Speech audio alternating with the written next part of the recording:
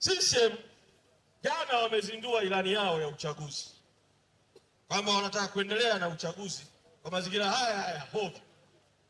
Katika hiyo ilani ambayo imezinduliwa jana, CCM inataka kuwatapeli na kuwadanganya wananchi kwamba wananchi mkubali kuingia kwenye uchaguzi eti kwa sababu CCM sasa ikiingia madarakani tena italeta katiba mpya, kwamba ilani yao sasa wanasema wataleta katiba mpya kati ya 2025 mpaka 2030.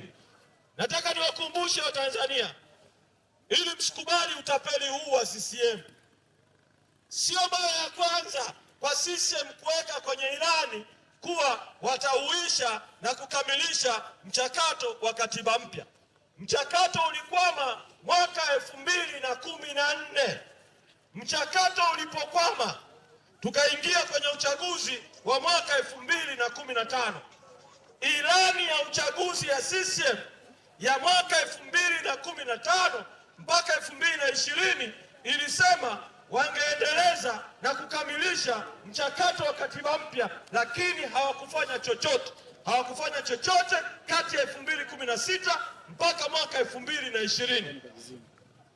Mwaka 2022 tukaingia kwenye mazungumzo na serikali ya CCM, rais akiwa Rais Samia, kwa kukutana naye Ikulu mwezi Mei mwaka 2022. Nilipata bahati ya kuwa sehemu ya timu yetu tuliyokutana na rais. Kati ya mambo ambayo tulimweleza Rais Samia ni kwamba Watanzania wanataka mchakato wa katiba mpya ukamilishwe. Akasema, nyinyi mnataka mchakato ukamilishweje? Tukamweleza ufanyweje, vyombo vipi viundwe, ratiba iweje ili katiba mpya ipatikane kabla ya uchaguzi wa mwaka 2025. Rais Samia akatoa ahadi ya uongo kwamba sasa nendeni mkazungumze jambo hili linafanyikaje. Tukaingia kwenye mazungumzo mwaka mzima. Wao wakaunda timu ya watu 5, sisi upande wa Chadema ikaundwa timu ya watu 5. Nilipata bahati kuwa sehemu ya hiyo timu ya watu 5. Tukazungumza nao kwa mwaka mzima. Mwaka mzima wanakataa katiba mpya. Baadaye wakasema wanatoa kauli kwa umma tu kwamba na CCM nayo iko tayari kwa katiba mpya. NEC ya CCM ikatoa kauli. Walipotoa ile kauli, tukarudi tena kwenye mazungumzo. Ilipofika mwezi Mei mwaka 2023, CCM wakatujibu moja kwa moja usoni, kauli ambazo zinaonyesha kwamba CCM ina hofu na katiba mpya.